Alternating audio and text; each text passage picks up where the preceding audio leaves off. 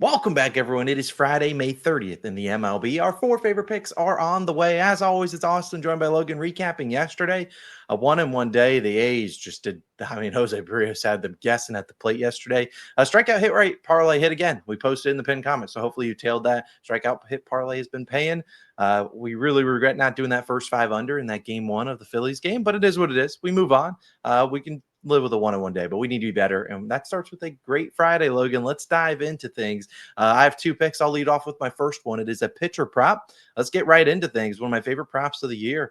It is Matthew Liberatore. I love his over 17 and a half outs, which is currently minus 125 on DraftKings, a 1-unit play. He pitches for the Cardinals today as they're on the road in Texas taking on the Rangers. Now, something I love about Liberatore is he's super efficient, knock on wood, with his innings. And even if he does get tagged and he gives up, 3 or 4 earned runs, he's gone over this line in those types of starts. And that certainly could be the case today against the Rangers, a very aggressive team at the plate. In fact, the Rangers are one of the lowest pitches per plate appearance, and they swing very often. They have the seventh highest swinging strike percentage. So when they see strikes, they swing. And Liberatore is a guy that ranks second in the MLB in pitches per inning. The only guy that's better than him is Brian Wu, who's actually on the mound today for the Mariners. Unfortunately, his outs line is 18 and a half, and it ain't even plus money. His is minus 125. Liberatore is right behind him in pitches per inning. And Liberatore's been great this year. His expected ERA, 2.96. His regular is a 2.7. And he's 98th percentile in walk percentage. How do you not go 6 or more innings? You keep walking guys. And he's only walked 8 guys in 59 innings pitched. So he's been super efficient. The Rangers have seen 6 lefties this month. Their offense has been pretty bad. Although I do think Corey Seager might be returning. The Rangers faced 6 lefties, though, in May. 5 of the 6 went over this line. The only one that didn't was Ryan Yarbrough, and he pitches for the Yanks. And that was like his first start where the Yankees kind of took him out of relief and put him as a starter. So he went 5 and 81 pitches. So he would have rolled out there for the 6th if he had a longer leash for pitch count. And that's kind of what Liberatore has. He's pitched 100 pitches before this season. He's gone over this line in 8 of 10 starts. One of his 2 misses was a game that he had a rain delay, so he didn't come out after the rain delay. So I'm not too worried about it there. His only other start where he didn't go 6 was against the Phillies, and he actually made it into the 6th inning. He was only at 80 pitches, but he gave up 3 hits out of the first 4 batters. So again, when you're getting tagged in that 6th inning, they're going to have a shorter leash on you there. But look, this is a guy that's pitched really well for him this season. I'm not going to overcomplicate things. I think he can at least go out there and pitch decently. And even if he does it, I still think he could go out there and get 6. It's the first game of the series, so you want to get some length out of your starter. You don't want to take him out after 4 innings if he's getting wrecked, because then that's going to probably send a trigger domino effect for the rest of the series. So Matthew Liberatore, 6 innings pitched. That's what we request out of you, over 17 and a half outs. My first play of the day. But Logan, I see you rocking a little cactus shirt. Is that of any implication of where you're going today? It does. And you'd have to be a real OG of this channel to understand this shirt. Years ago, when we first started like betting baseball, anytime I bet the Diamondbacks, I'd wear this cactus shirt, and it was good luck. So let's tap into that today. I'm taking the Diamondbacks minus 1.5 on the run line. Plus 100 odds on FanDuel is your best value there. Now, yes, it is a run line. They have to win by 2 or more. Which is a tough bet to make. It definitely, you have to like a team, and then you have to like them extra, because then they have to win to cover that run line. But I hate the spot for the Nats. They're traveling after an extra innings game yesterday. They did win in extras. They put up a ton of runs in extra innings. Tip of the hat to that. But I just don't like the spot now, traveling to Arizona, on that back-to-back. And they face a really good a good veteran pitcher in Merrill Kelly, who starts for the Diamondbacks today, 3.52 ERA and a 1.02 whip for Merrill Kelly. Now, Kelly is great at home and good against lefties. Those are 2 criteria that I need him to meet today against the Nationals, because they have a lot of good left-handed batters in this lineup. And he also, he's a little shaky on the road at times, but at home he's been solid. He's only allowing a 203 batting average to lefties and a 2.35 ERA at home compared to a 4.6 ERA on the road. So you kind of see, guys, those splits are a lot, they're pretty stark, at least for that home road splits. And I need to pitch well in the desert today. I really do think he stifles this Nationals offense. He's good at just like churning through innings and giving the Diamondbacks length, and I think that's what he does today. And then on the other side, it's Jake Irvin, who starts for the Nats. 3.42 ERA and 1.11 whip. Now, Irvin is coming off a great start, but I don't like the spot against him. Number one, the Diamondbacks have seen him before. They tagged him for 4 earned runs back in April. So there is some familiarity there already with seeing Jake Irvin's pitch mix. I hope they can once again do that today. And also, Irvin does struggle a little bit to lefties, and the Diamondbacks have some great lefty bats in there. Some that come to mind immediately, Ketel Marte and Corbin Carroll. Those are two lefties that you really don't want to give any pitches to hit, and I don't think Jake Irvin can necessarily back down against those guys.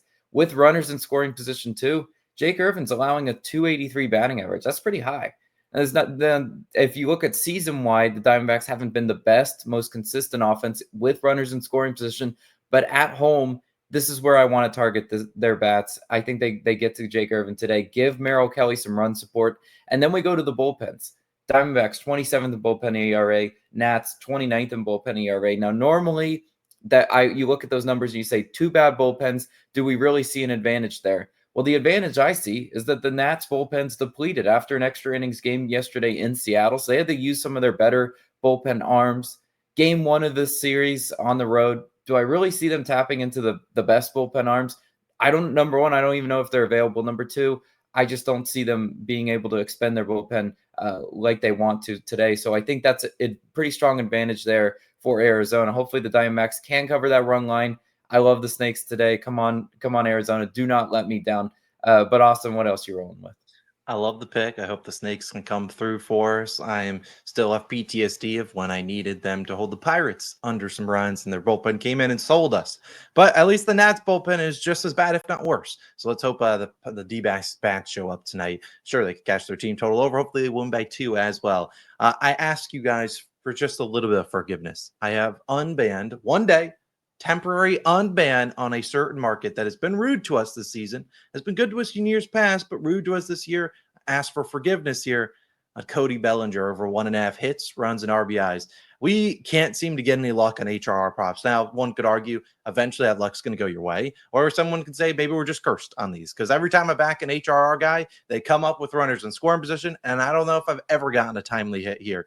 Hopefully that's not the case tonight. Hopefully Bellinger can come through for us because I love this matchup for him, and I'm willing to give HRR props one more chance. If it doesn't hit, you won't see another one from me probably in at least a week or two. But let's talk about Cody Bellinger, who makes his return to Dodger Stadium, obviously his former home stadium, where the Dodgers gave up on him, and he went out to the Chicago, and he played pretty well there, and he's played pretty well when he returns to Dodger Stadium, which is what we're looking for. In his last 4 games that he's returned to Dodger Stadium, he's over the HRR line in all 4, and he has had a home run in 3 of those 4 games. So clearly, this matchup's a little bit more personal for him, and I think that he can certainly go out there and do some damage today against Tony Gonsolin, who is scheduled to start for the Dodgers. Now, Gonsolin's pretty inefficient with his pitches, and he has really struggled versus lefties. In fact, this season, he's given up a 294 batting average to lefties, and he's given up a 400 batting average on base percentage to lefties. So again, he's really struggled. And we look at the guys that are going to bat at the top of this lineup.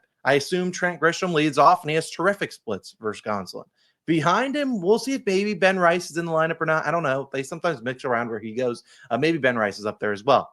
Then you have Aaron Judge, and right behind Judge will be Cody Bellinger. So again, if we get later in the game and the Dodgers see Judge coming on base and they got a guy on second and they're like, and first base is open, yeah, you better believe Judge is going to get walked. They're not going to let Judge beat him. So again, I see some opportunities for Cody Bellinger to come up there with the timely spots, and he needs to get a timely hit. He's been hitting the ball well. He's coming off 2 straight hitless games. One of them, he had a ball that considered an error that he hit like 400 feet. And then the other one, he hit the ball hard, just didn't get any luck there. But again, he should get good pitches to hit from Gonsolin, whether it's a 4-seamer, a split finger, a curveball. I trust him here. And I trust in his return to Dodger Stadium that he wants to put up a good performance. I like him in this spot. Give me Cody Bellinger over 1.5 hits, runs, RBIs. I like his bases, and I also like his chances for an RBI if you want to look for maybe some more plus value there at minus 125. I'll take the HRRs to kind of include all of them. I like Cody. Please don't make me retire back the HRR props. I trust he can come through. And then our 4th and final play of the day should be no surprise. Is our strikeout hit rate sheet. We'll post it once again in the Dub Club. Yes, sir, we gave it to everyone because we only really had 1.5 picks yesterday. I will be back in the Dub Club. Again, you can join It's only $5 for your first month. Get on in there, join. You get the ladder challenge early, which I should have the ladder challenge day 5 posted later on tonight, this afternoon, evening. And yeah, we should hopefully cash this hit rate sheet, which is like 8-4 since we started tracking it towards the record.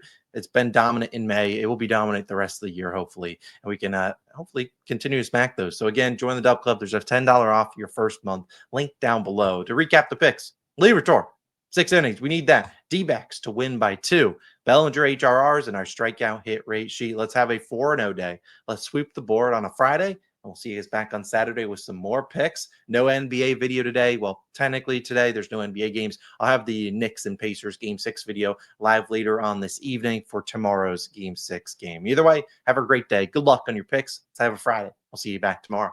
Peace.